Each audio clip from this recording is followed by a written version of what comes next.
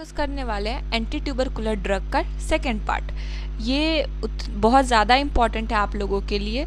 ऐसा नहीं है कि सिर्फ ये आपके यूनिवर्सिटी के लिए इम्पॉर्टेंट है, ये आपके मेडिसिन, जैसा कि मैंने पिछले वीडियो में बताया था कि उन सब चीज़ों के लिए भी इम्पॉर्टेंट है। तो इसके लिए आप लोग एक कॉपी और पेन लेके बैठिएगा, नोट्स लिखने के लिए नहीं, ताकि आप लोग अच्छे से समझ पाएँ उसके लिए। ठीक है, तो इसमें हम लोग देखेंगे कि मैंने उस क्लास में आप लोगों को बताया था कि दो टाइप से क्लासीफाई किया जाता है, anti tubercular first line drug and दूसरा सेकंड लाइन ड्रग। अब देखेंगे कि फर्स्ट लाइन ड्रग जो होता है वो कैसे काम करता है और सेकंड लाइन ड्रग जो है वो कैसे काम करता है। तो वैसे जैसा कि मैंने आप लोगों को पिछले वाले वीडियो में बताया था कि ट्यूबरक्लोसिस जो होता है वो माइक्रोबैक्टीरियम ट्यूबरक्लोसिस होता है और ये एक मेजर ग्लोबल प्रॉब्लम है और ये प्राइमरली अफेक्ट करता है हमारे लंग्स को, प्राइमरी लंग्स के एल्वेलाई को। उसमें जाके ये बैक्टीरिया ग्रैनुलोमा का फॉर्मेशन करवाने लगती है और ये हमको उसमें हेल्प करता है, जिसकी वजह से हमें ब्रीदिंग डिफ़िकल्टी, ये सारे सिम्टम्स होते हैं जो कि पैथो का पार्ट है। और ये अदर ऑर्गन को भी इन्फेक्ट कर सकता है, like tuberculosis of bone, spine, जिसको हम लोग पॉट स्पाइन बोलते हैं। फिर ये हमारे जीआईटी सिस्टम को, इंटेस्टाइन को, ये सब चीज़ों को अफेक्ट कर सकता है। अब हम लोग देखेंगे जो सेल वॉल है, मेनली ये क्या है, gram positive acid fast bacteria, जिसको हम लोग स्टेन करने के लिए, आप लोगों ने माइक्रोबायोलॉजी में पढ़ा होगा कि इसको स्टेन करने के लिए हम लोग जेडन स्टेन यूज़ करते हैं, because it is a acid fast bacilli. तो हम लोग देखेंगे कि हम लोग इसको एसिड फास्ट क्यों बोलते हैं, इसका सेल वॉल ऐसा किस चीज़ों से बना हुआ होता है। तो सबसे पहले हम लोग देखेंगे, ये हमारा टॉपिक है सेल वॉल फॉर्मेशन वाला। ये हमारा सेल वॉल वाला पार्ट है। सेल वॉल बनता कैसे है इसका, ये मैंने लिखना भूल गई थी, तो वो सेल वॉल वाला पार्ट देखेंगे कि सेल वॉल, बैक्टीरिया का सेल वॉल बनता क्या है। तो मेनली जो बैक्टीरिया होती है उसके सेल वॉल में माइकोलिक एसिड होता है और मेनली जो बैक्टीरिया का सेल वॉल होता है उसमें दो चीज़ों से बना होता है। मतलब बाकी सारी इसका स्ट्रक्चर बाकी नॉर्मल बैक्टीरिया के सेल स्ट्रक्चर से सेम होता है, इसमें दो चीज़ एक्स्ट्रा होता है जो कि होता है माइकोलिक एसिड और एराबिनोगैलेक्टेन। इन दोनों की वजह से इस बैक्टीरिया को हम लोग एसिड फास्ट बैक्टीरिया बोलते हैं। अब देखेंगे कि इसका फॉर्मेशन कैसा होता है। तो फॉर्मेशन के लिए सबसे पहले हम लोग देखेंगे कि इसमें गैलेक्टोज जो है, दो एंजाइम होता है। एक हमारा होता है गैलेक्टोज होता है, दूसरा हमारा होता है एराबिनोज। अब हम लोग देखेंगे कि बैक्टीरिया इसके अंदर आया, उसके पास ये गया, एराबिनोज गया, और फिर ये दोनों जो होता है एक एंजाइम है एराबिनोसिल ट्रांसफरेज, उसके प्रेजेंस में ये बनाता है हमारा arabinogalactan, arabino from arabinose and galactan from galactose. ये दोनों एंजाइम एराबिनोसिल ट्रांसफरेज के प्रेजेंस में एराबिनोगैलेक्टेन बनाता है। अब एराबिनोगैलेक्टेन जो है ये हो गया हमारा एक जो पहला कंपोनेंट था, और दूसरा कंपोनेंट हमारा देखते हैं कि क्या है। एक है हमारा इधर acetyl coenzyme A, acetyl coenzyme A fast का फुल फॉर्म आप लोगों को पता है, फैटी एसाइल सिंथेटेज 1 के प्रेजेंस में जो एसिटाइल कोएंजाइम ए है वो फैटी एसिड चेन बनाता है, और फिर फैटी एसाइल सिंथेटेज 2 के प्रेजेंस में ये हमारा माइकोलिक एसिड में कन्वर्ट होता है, और माइकोलिक एसिड एराबिनोगैलेक्टिन दोनों मिलके मेजर माइक्रोबैक्टीरियम का सेल वॉल बनाता है। अब जो वो होता है ड्रग, एंटी ट्यूबरकुलर का जो फर्स्ट ड्रग होता है, इसका दो काम होता है, या तो ये बैक्टीरिया को किल कर देगा, मतलब बैक्टीरिया को मार देगा, या उसके सेल वॉल फॉर्मेशन को रोक देगा। अगर हम किसी के घर को ही ना बनने दें, मतलब किसी को हमको वहाँ से हटाना है, कोई इंसान किसी प्लेस पे रहता है, तो या तो उसका हम घर तोड़ सकते हैं या उसका घर बनने ही ना दे, ना घर बनेगा ना वो आएगा। तो ये दो काम तो हम लोग कर सकते हैं। तो ये उसका दो मेन एंटी ट्यूबरकुलर ड्रग का काम होता है कि वो तो बैक्टीरिया को किल करेगा या फिर सेल वॉल डिवीजन को या सेल वॉल फॉर्मेशन को इनहिबिट करेगा। अब देखते हैं सेल वॉल फॉर्मेशन हमने देख लिया, अब कौन किस प्रोसेस पे अटैक करता है ये हम लोग देखेंगे इस वीडियो में आगे।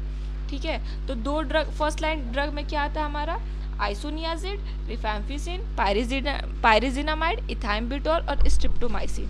तो जो ड्रग बैक्टीरिया को किल करता है उसको हम लोग बोलते हैं बैक्टीरियोसाइडल, और जो इनहिबिट करता है उसको हम लोग बोलते हैं बैक्टीरियोस्टैटिक ड्रग। तो सबसे पहले देखेंगे कि फर्स्ट लाइन ड्रग में क्या क्या होता है और क्या कैसे मैनेज करता है।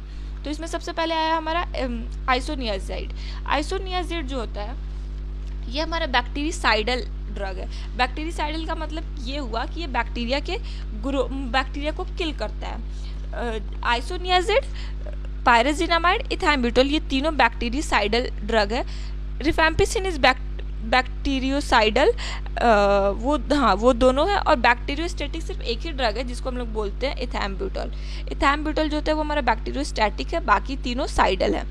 ठीक है, तो इसमें हम लोग देखेंगे कि ये मेनली तीनों का काम क्या होता है, ये काम कैसे करता है। जो एंटी ट्यूबरकुलर जो फर्स्ट लाइन ड्रग होता है इसकी एफिकेसी ज़्यादा होती है as compared to second line drug, और फर्स्ट लाइन ड्रग जो होता है वो लेस टॉक्सिक होता है as compared to second line drug. और एक और चीज़, ये चारों ड्रग है जो फर्स्ट लाइन के, इनके स्पेसिफिक एडवर्स इफेक्ट है, मतलब क्या क्या टॉक्सिसिटी ये कॉज कर सकते हैं, तो उसको याद करना बहुत इंपॉर्टेंट है क्योंकि वो यूनिवर्सिटी में एज अ इनुमरेट क्वेश्चन आते हैं। तो अब इसमें हम लोग देखेंगे कि इसमें क्या क्या करता है। ठीक है, जो हमारा वो आइसोनियाजिड है जिसको हम लोग एच से डिनोट करते हैं, ये हमारा क्या करता है, इनिबिट करता है फास्ट टू एंजाइम को।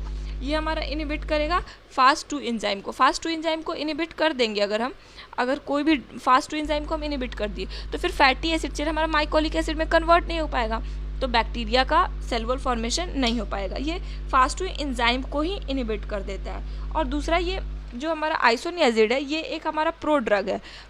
ये हमारा प्रो ड्रग है।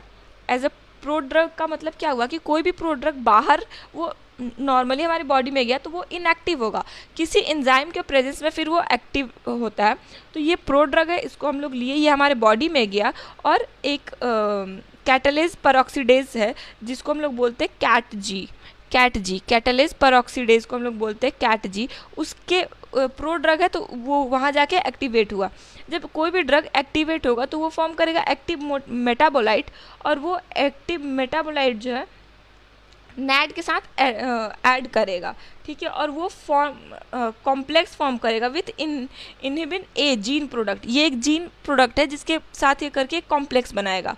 और इन INHA जीन जो होता है वो कोड करता है एक हमारा एंजाइम है कैट जी जो हम लोग पढ़ा था ना, उसी को एक एंजाइम है कीटोनाइल रिडक्टेज को, जिसमें ये रिडक्टेज जो होता है ये फास्ट टू को कैरियर होता है। तो इसको जब इनिबिट कर देगा तो फिर फास्ट टू बन ही नहीं पाएगा, तो इसी वजह से ये हमारा माइकोलिक एसिड का सिंथेसिस नहीं हो पाता है और बैक्टीरिया का सेलुलर फॉर्मेशन नहीं होता है।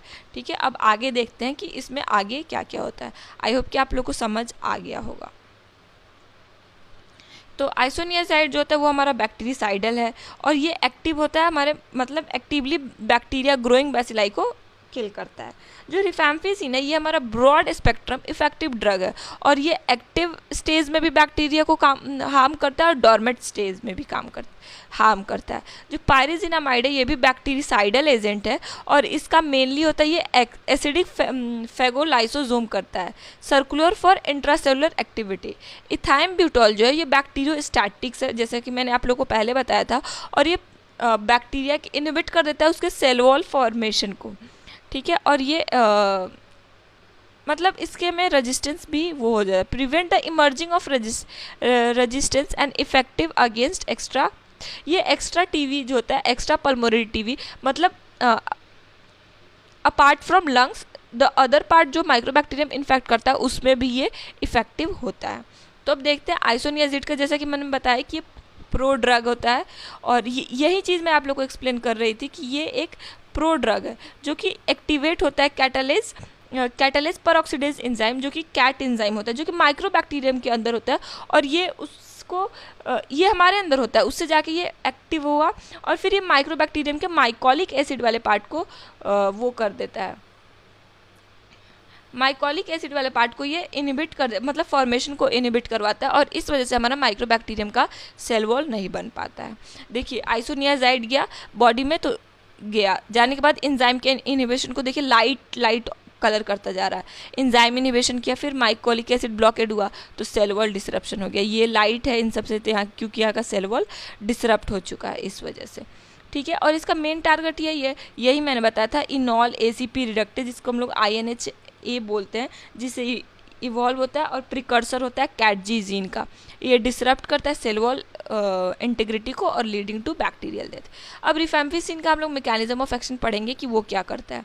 रिफैम्पिसिन जो होता है ये क्रिटिकल ड्रग होता है और इसका काम होता है कि ये मल्टीप्लाई को भी मतलब बैक्टीरिया, अगर मान लीजिए कोई बैक्टीरिया हमारे बॉडी में आ गया, उसके मल्टीप्लिकेशन को भी ये इनहिबिट मतलब रोकता है उस, ताकि मल्टीप्लाई ना हो पाए। और दूसरा कि जो छोटे बैक्टीरिया होते हैं जो ग्रो कर रहे होते हैं उनको भी ये किल करता है। तो सबसे पहले ये काम कैसे करता है, ये हमारे बॉडी में गया, ये वाला जो पार्ट है ये हमारा ड्रग है, ये हमारे बॉडी में गया। अब बॉडी में जाके ये क्या करेगा, बॉडी में जाके ये वो किया, बाइंड किया आरएनए पॉलीमरेज से। आरएनए पॉलीमरेज से जब बाइंड किया तो बाइंड करने के बाद ये इनहिबिट किया क्या, आरएनए सिंथेसिस को। आरएनए सिंथेसिस को ये इनहिबिट किया। अब जब आरएनए सिंथेसिस ही नहीं हो रहा है बैक्टीरिया के अंदर, तो बैक्टीरिया का मेन काम आरएनए ही तो करेगा ना, कि उसका मेन जेनेटिक कोडिंग वाला काम तो आरएनए ही करता है, तो वो सब कुछ तो हो ही नहीं रहा है। तो एट द एंड क्या होगा, हमारा बैक्टीरियल का डेथ हो जाएगा, लास्ट में हमारा बैक्टीरिया मर गया। तो इसका टारगेट क्या करता है, डीएनए डिपेंडेंट आरएनए पॉलीमरेज पे टारगेट करता है, किसका, माइकोबैक्टीरियम ट्यूबरकुलोसिस का। तो ये आरएनए सिंथेसिस को ब्लॉक करता है, जिसकी वजह से हमारा बैक्टीरियल का प्रोटीन सिंथेसिस जो होता है वो इनहिबिट हो जाता है और उसका रेप्लिकेशन नहीं हो पाता है। तो रेप्लिकेशन नहीं हो पाएगा मतलब वो ग्रो नहीं कर पाएगा और उसके प्रोटीन का फॉर्मेशन नहीं हो रहा है, इस वजह से। अब आगे देखते हैं कि आगे क्या है। अब हम लोग देखते हैं कि पायरेजिनामाइड और इथैम्ब्यूटॉल क्या करता है। जो पायरेजिनामाइड होता है ये हमारा एक्टिवेट होता है बाय माइक्रोबैक्टीरियल पैन एक टू, इस ये माइक्रोबैक्टीरिया में एक एंजाइम होता है जिसके प्रेजेंस में वो पायरिजोनिक एसिड में कन्वर्ट होता है। और इसका काम होता है कि ये सेल मेम्ब्रेन को डिसरप्ट करता है, सेल वॉल पे काम नहीं करता, ये सेल मेम्ब्रेन में उसको डिसरप्ट करता है, जिसकी वजह से एनर्जी मेटाबॉलिज्म को इनहिबिट करता है और फैटी एसिड सिंथेसिस को भी इनहिबिट करता है। तो ये बहुत इफेक्टिव होता है एसिडिक इन्वायरमेंट में, ये बहुत इफेक्टिव होता है। कौन, पायरेजिनामाइड। अब इथैम्ब्यूटॉल जो होता है इसको देखेंगे कि ये क्या करता है। ये क्या करता है, एर्बिनोसिल जो ट्रांसफरेज होता है उस पर ये काम करता है। जैसे कि हमने देखा था ना, एक मिनट, दो पार्ट था, तो इस चीज़ पे काम करता है कौन सा, इथैम्ब्यूटॉल। इथैम्ब्यूटॉल इस चीज़ को इनहिबिट करता है। तो उधर माइकोलिक एसिड वाला पार्ट नहीं फॉर्म हो रहा था और इधर एराबिनोसिल का जो पार्ट है वो नहीं फॉर्म हो पाएगा, तो फिर से सेल वॉल फॉर्मेशन, एराबिनोगैलेक्टिन नहीं बन पाएगा, तो इस वजह से फिर हमारा सेल वॉल फॉर्मेशन नहीं हो पाएगा। तो ये इथैम्ब्यूटॉल जो होता है हमारा ऐसे काम करता है। इसका प्रिवेंटिव ड्रग रेजिस्टेंस इमर्जेंस, ये ड्रग रेजिस्टेंस को प्रिवेंट करता है, ठीक है, स्पेशली ड्यू टू आइसोनियाजिड और रिफैम्पिसिन की वजह से हो जाता है, ठीक है। अब आगे देखेंगे कि मैंने बोला था ना कि ये वाला स्लाइड आप लोग के लिए बहुत ज़्यादा इंपॉर्टेंट है, तो इसको आप लोग ध्यान से पढ़िएगा कि इसमें क्या क्या इफेक्ट होता है, क्योंकि ये यूनिवर्सिटी का हाईलाइट्स क्वेश्चन है, ये इनुमरेट्स में भी आते हैं। तो आइसोनियाजिड है, ये मेनली क्या करता है, पेरिफेरल न्यूरोपैथी, ऑप्टिक मतलब आई वाला पार्ट, ये बहुत रेयर होता है, और हेपेटाइटिस करवाता है। रिफैम्पिसिन क्या करवाता है, हेपेटाइटिस तीनों करवाएंगे। देखो हेपेटाइटिस, आइसोनियाजिड, बट हमें स्पेसिफिक लिखना है। अगर 2 नंबर का आया है तो हम लोग हेपेटाइटिस तीनों में लिख देंगे तो हमें मार्क्स नहीं मिलेगा। तो आइसोनियाजिड हमारा हेपेटाइटिस करवाएगा, रिफैम्पिसिन हेपेटाइटिस करवाएगा, पायरेजिनामाइड भी करवाएगा, लेकिन हमें तीनों में डिफरेंट लिखना है, जिसको मैं यहाँ पे रेड कलर से मार्क कर रही हूँ, आप लोग देखिएगा। ये हमारा करवाएगा पेरिफेरल न्यूरोपैथी, आइसोनियाजिड। फिर रिफैम्पिसिन हमारा ऑरेंज रेड डिस्कलरेशन, मतलब ये हमारा रेड यूरिन आपने सुना होगा ना, तो रेड यूरिन वाला पार्ट जो होता है वो रिफैम्पिसिन करवाता है, और इसमें flu like syndrome. Rifampicin orange urine, और isoniazid hepatitis and peripheral neuropathy, और पायरेजिनामाइड होता है ये हाइपर यूरिसीमिया करवाता है, मतलब यूरिन के इस हाइपर यूरिसीमिया मतलब यूरिया के लेवल को इंक्रीज करता है, जिससे हमारा गाउटी अर्थराइटिस होता है। अर्थराइटिस और gout is a important chapter है, मतलब इम्पॉर्टेंट टॉपिक है फॉर योर यूनिवर्सिटी एग्जाम। तो इथैम्ब्यूटॉल है, ये हमारा ऑप्टिक न्यूराइटिस करवाएगा, ये जो कि डोज डिपेंडेंट होता है, कि मतलब हाई डोज पे करवाएगा, जो नॉर्मल डोज होता है और लॉन्ग उस पर ये नहीं करवाता, और स्किन रैसेस। तो मेनली आप लोग ये याद रखिएगा, isoniazid peripheral neuropathy, rifampicin red colour urine, pyrazinamide hyperuricaemia, और इथैम्ब्यूटॉल ऑप्टिक न्यूराइटिस। इसका ऑप्टिक न्यूराइटिस रेयर है, लेकिन इसका मेन काम होता है, यहाँ पे देखिए रेयर लिखा हुआ है, लेकिन इसका मेन काम है, ठीक है। आई होप कि आप लोग समझ गए होंगे। और आगे के लिए, और इसको देने से पहले हम लोग लिवर फंक्शन टेस्ट भी एक बार करवा लेते हैं, क्लिनिकल असेसमेंट के लिए हम लोग देखते हैं कि वेट गेन कितना हो रहा है किसी भी इंसान का, ये इसके लिए इंपॉर्टेंट नहीं है। ऑल्दो मैं बता दे रही हूँ, रेगुलर चेकअप्स करते हैं और स्पूटम टेस्ट करते हैं हम लोग। ये तो आपने माइक्रो में पढ़ा होगा स्पूटम टेस्ट कैसे करते हैं, जिसमें जेडन स्टेनिंग आता है, कल्चर कौन सा यूज़ करते हैं, और बाकी एजुकेट करते, ये सारा आपका पीएसएम का पार्ट है, तो उधर कवर करेंगे, नेक्स्ट ईयर पढ़िएगा आप लोग। सो आज के लिए इतना ही। Thank you so much for watching this video. If you like then press the bell icon and subscribe to my channel. Thank you.